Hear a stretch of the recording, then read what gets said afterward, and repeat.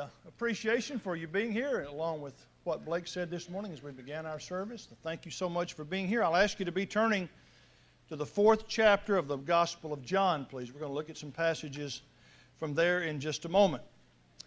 I am still thinking about some of the things that Brother Clark said last week as he spoke for us. I know that you enjoyed him coming and being here and preaching the 4 lessons for us. I also appreciated him going to our college study after the service last Sunday evening, and he led that, and that was very good as well. And most of you, all of you that I've heard express anything have appreciated what he had to say and the lessons that he preached for us, and so I appreciate very much. And I've talked to him, as I said to you Wednesday night, several times since then, and he wanted me to certainly express his appreciation for the fact that he was asked to come, and I know we appreciated and benefited from it. Next week, Brother Frank Ritchie is going to speak for us both times. I'm going to be in Pine Bluff, Arkansas. I begin a meeting there Sunday, a week from today. And Frank will be preaching for you here. And I know that you will enjoy that and benefit from that. And I think he's going to even talk about some things that will in some way affect this lesson that I'm going to talk to us about today. So I hope that you'll make your plans, obviously, to be back next week and hear Brother Ritchie as he preaches what I know will be 2 beneficial lessons for all of us. Well, this morning, as we think about John 4, I said Wednesday night in some closing remarks that John 4 is filled with all sorts of information that I think can help us. Jesus' comment, Jesus' exchange and discourse with the woman at the well is just filled with so many things that I think are needed. And his message to the Samaritans and all of the things that he's tried to accomplish, I think, are things that we need to look at and think about. And we're going to talk about those things this morning. Randy, as I mentioned several weeks ago, as he talked to all of you about this passage, mentioned some things that I want to reinforce this morning as we think about this idea of the fields are white for harvest. A word, if I can, this morning about having a theme for the year. Somebody said, well, is a theme necessary? No, absolutely isn't necessary. Our theme is always, let's do what God wants us to do. We can keep the idea in our minds in a number of ways, but the purpose of having a theme, I think, is to help us keep an idea in our minds. And having even a visual like this visual is, I think, in our minds, helps us think about our duty to God. And I just want to mention, as far as this goes, I've had these theme cards printed up, and we're going to pass these out this morning if any of you want them and care to have them. I'll mention more about that in just a moment. But I want you to feel free to pick up 2 or 3 of those if you want to and place those in parts, maybe at your home or at your business or wherever it is, maybe in your car, just so you and I can think about what our duty and responsibility it is for us to be involved with.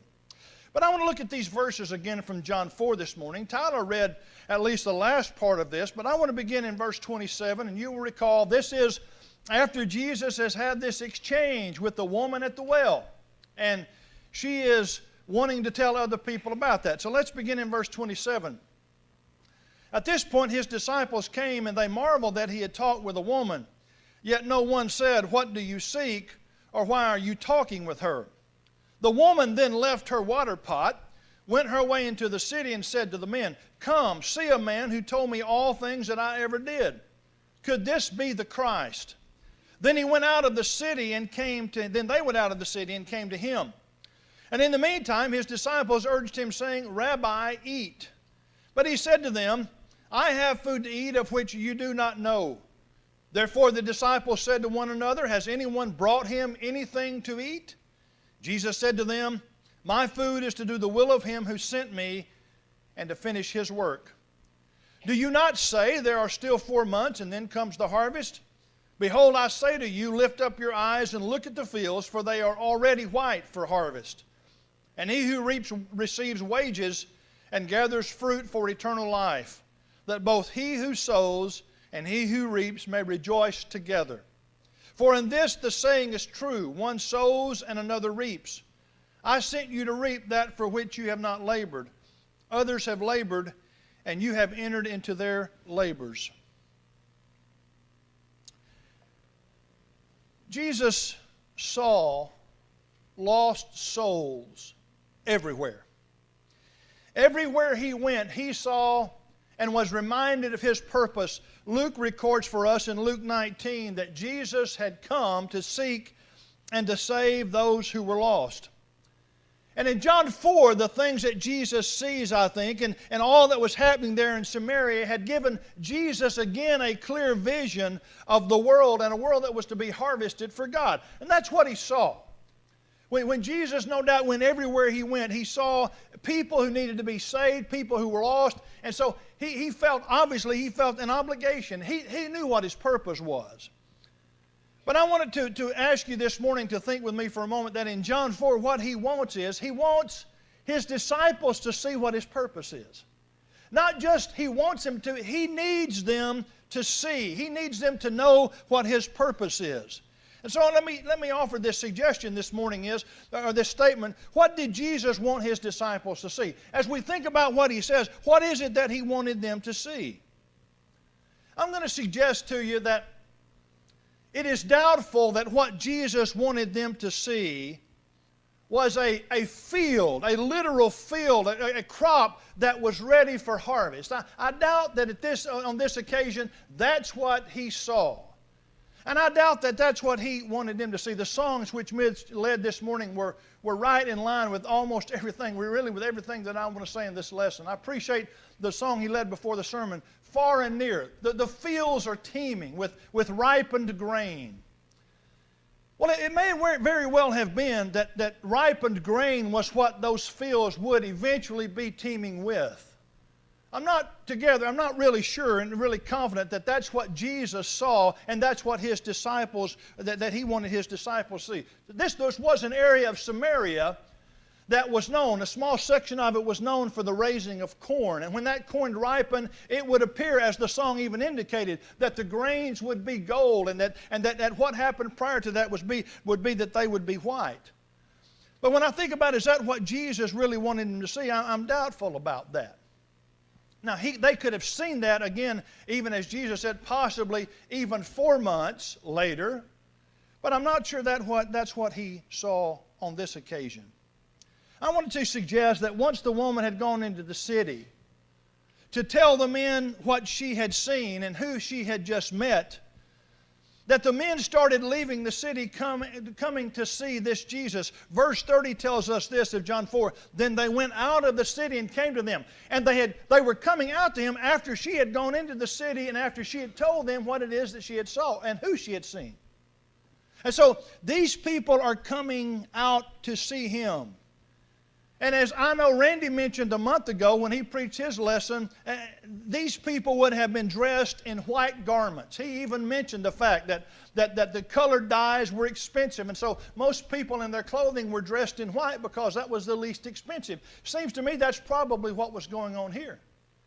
And as these people came from the city out to where Jesus was, and they were flocking to him, they would come across that field all dressed in white. And Jesus looks at that scene against a backdrop, against a sky that may have been blue or may have been gray, and against a crop that may have been brown, or it may have even possibly have been turning green.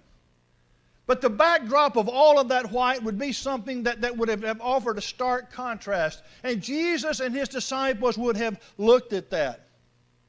And so as these folks come toward Jesus, he and his disciples have a discussion about 2 Jewish proverbs, 2 well-known Jewish proverbs. The first one is in verse 35 where he would say, do you not say there are still 4 months and then comes the harvest? And the point of do you not say, Jesus is saying, yes, you do say. Yes, you are aware of this proverb. You know this is what you say about the harvest.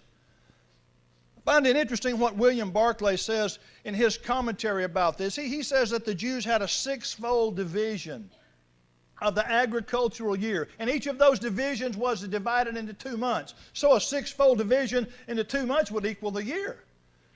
And they understood very well that after a certain amount of time that the harvest was going to come. And so from seed time to harvest was between 4 and 6 months. And so Jesus says there are still 4 months until the harvest. And I think they understood that idea very completely. So he mentions this first proverb, and then in verse 37 he says, "For in this the saying is true, one sows and another reaps." He would want them to understand that about the work that he had planned for them to do. But again he says, "For in this the saying is true." The saying would have been a proverb, and they would have understood that one sows and another reaps. So what we see by this is that Jesus is using a real scene. He's using a real circumstance to help them understand and to make his point. Something that we would maybe possibly call a proverb, except they were seeing it. They were seeing it with their own eyes, as they did many of those parables, rather, that Jesus would talk about. So what about all that, Kenny? We weren't there. We know what Jesus came to do. What is it that we really can see? Well, I want to focus on two words this morning that I believe shows the real contrast.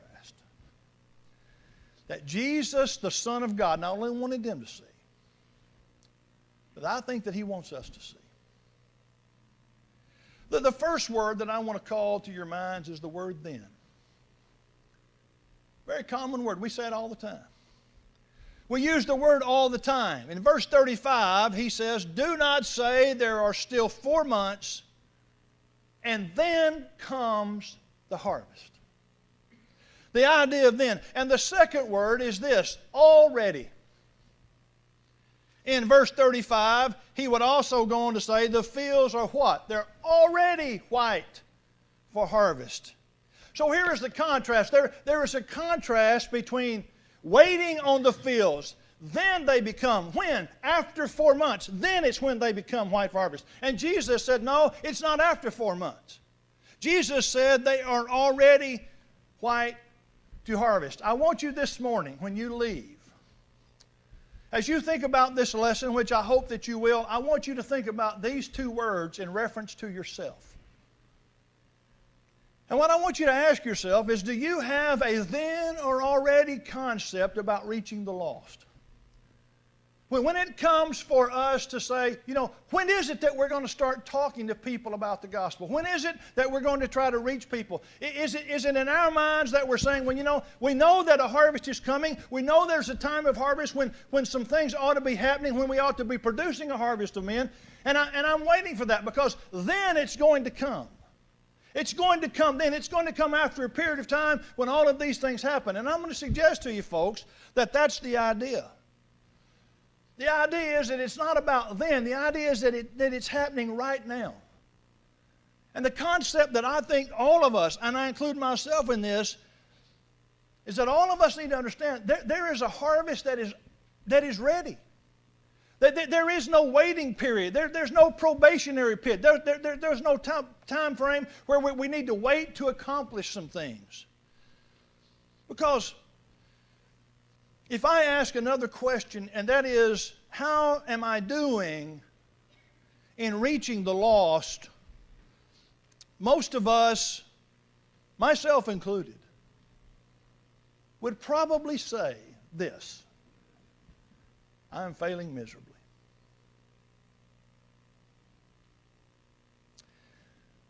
We don't like to think about that. I will just tell you that these kind of lessons are lessons that nobody wants to hear. These are the kinds of lessons that I don't want to preach.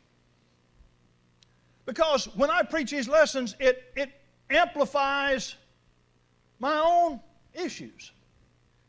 It showcases, if you will, my own failings in many of these areas. And for that reason alone, I'm going to tell you that these monthly First Sunday lessons aren't going to leave you feeling real good, probably, about yourself.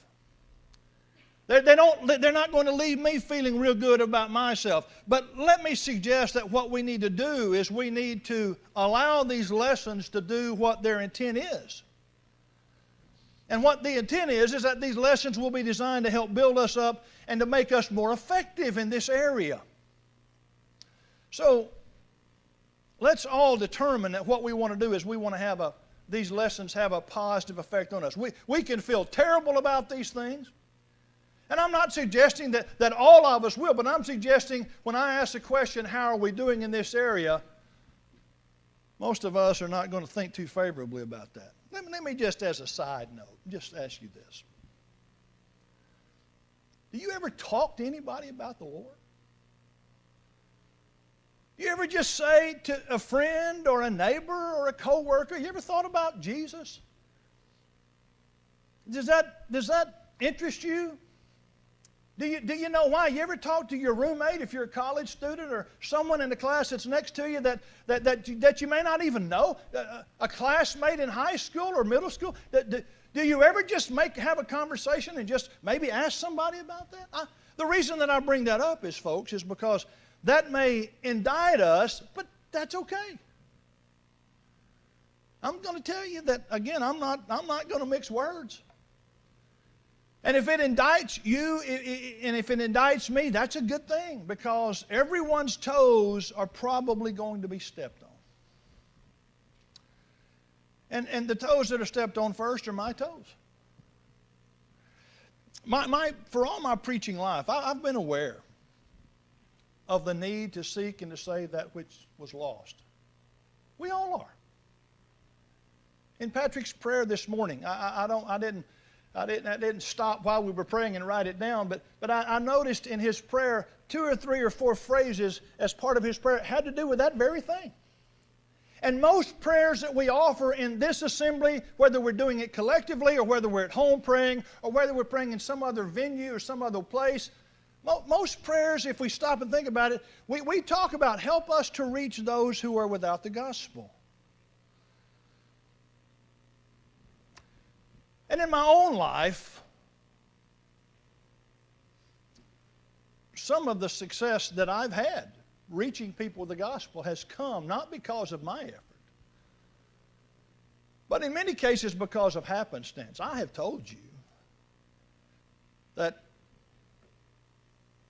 when I was at university preaching for all those years and working with the church there, it was not uncommon for us to have 12, 15 people each Lord's Day come in who were visiting.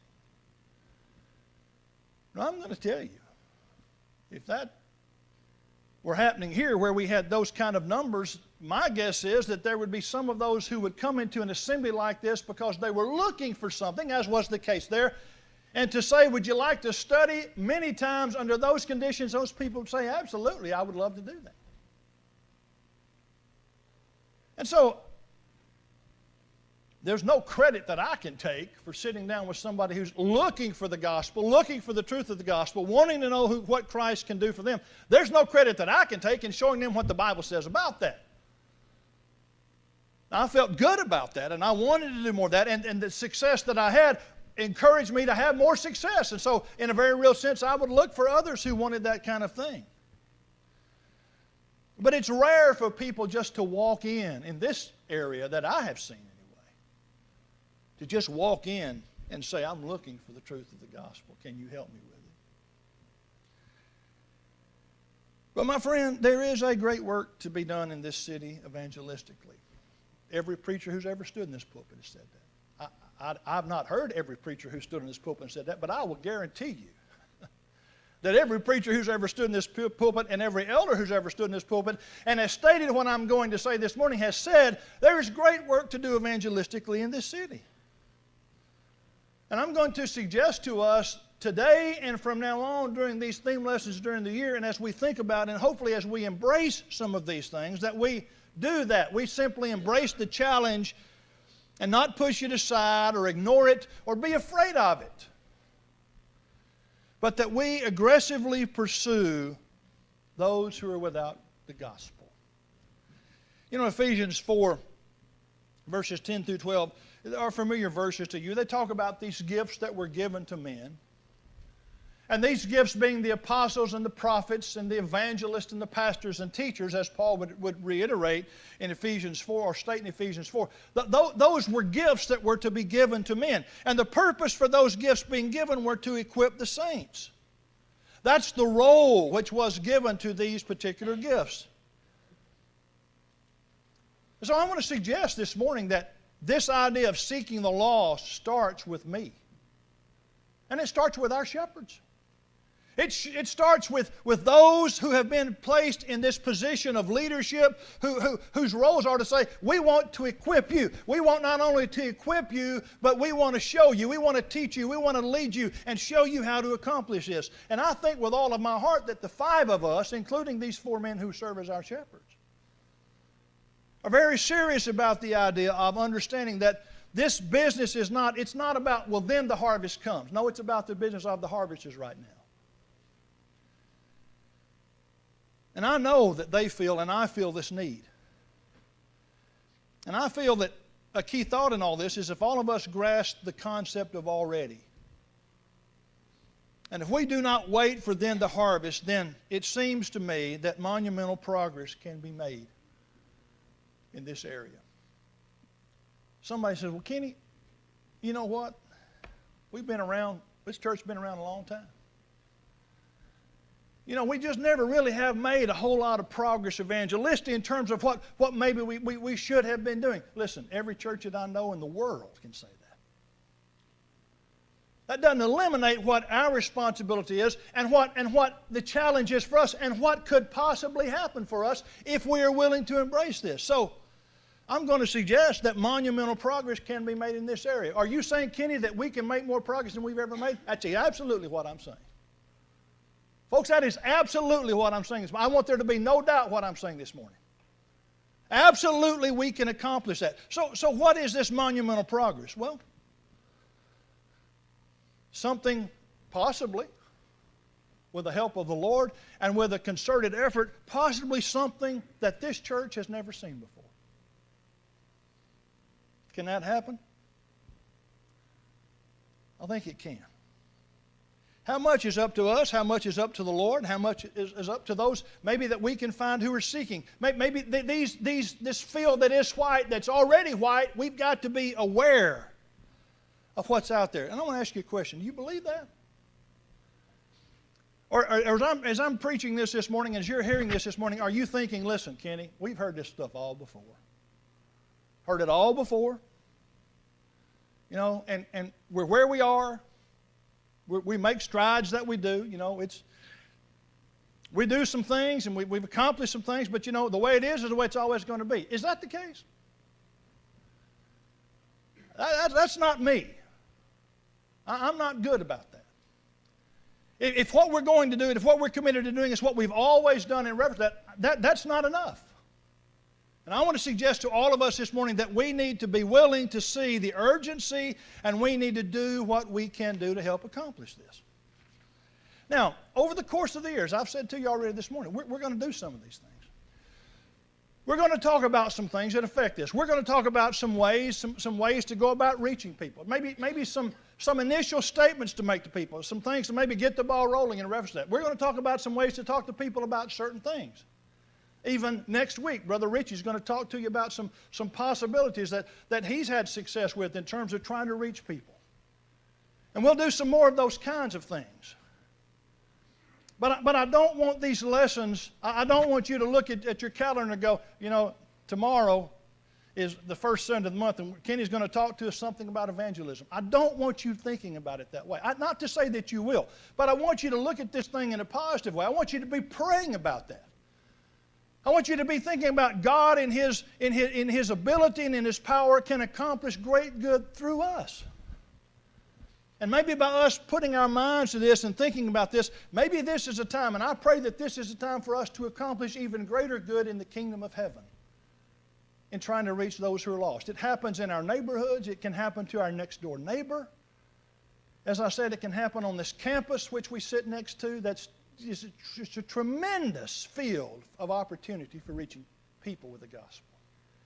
It can happen with co-workers. It can happen with family members. It can happen in all sorts of ways, folks.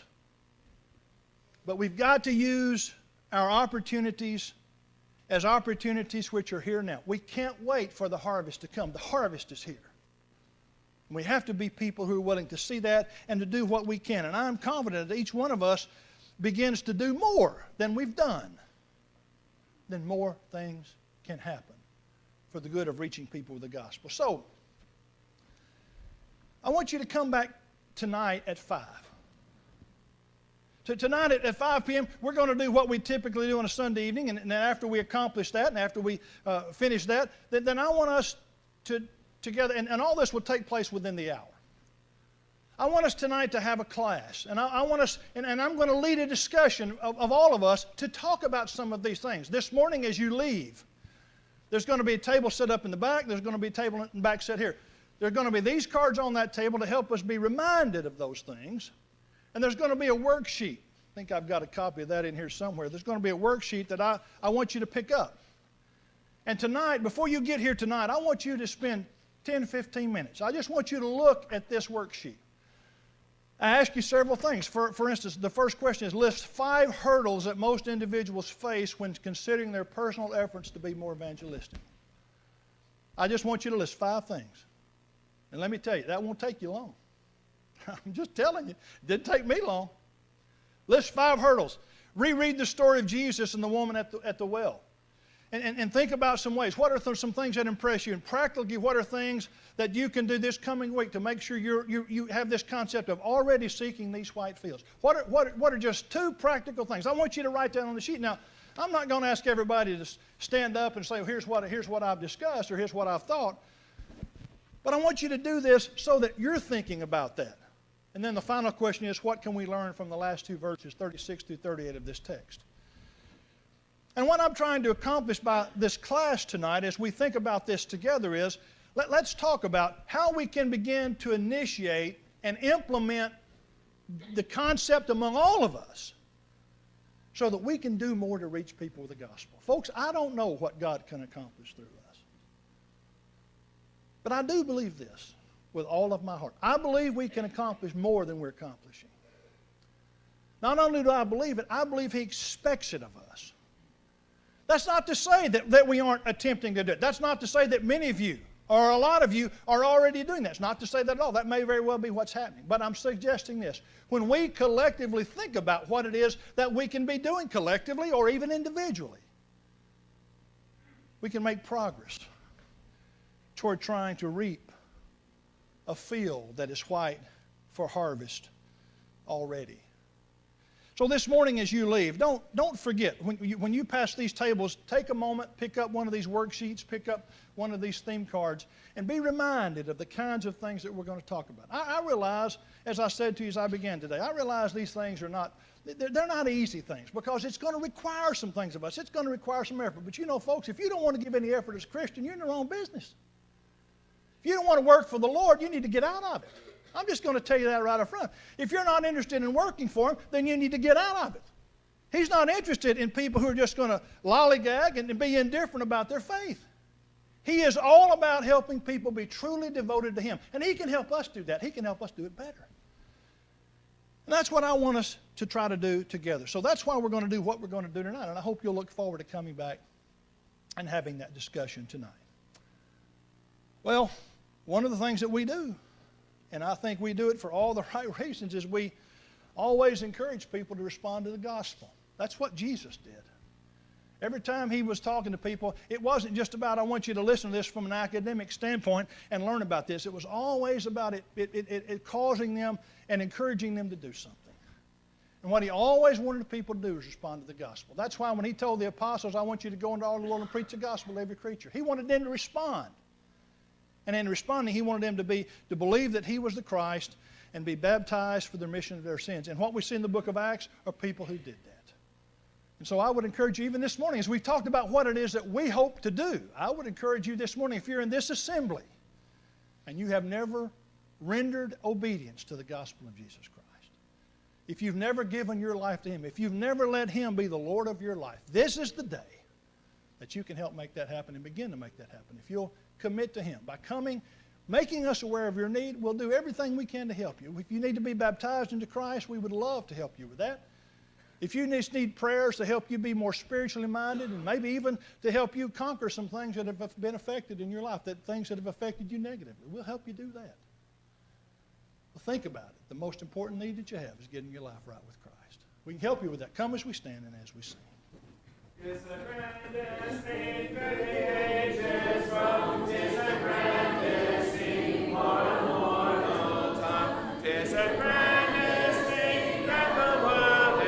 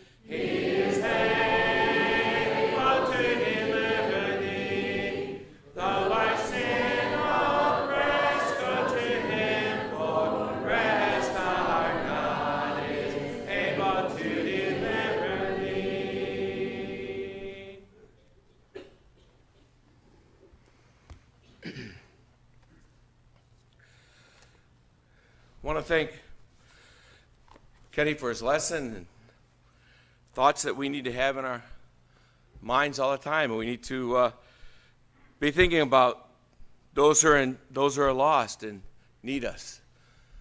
They need to be shown. There are people out there that are looking. It's hard to tell. You never know who.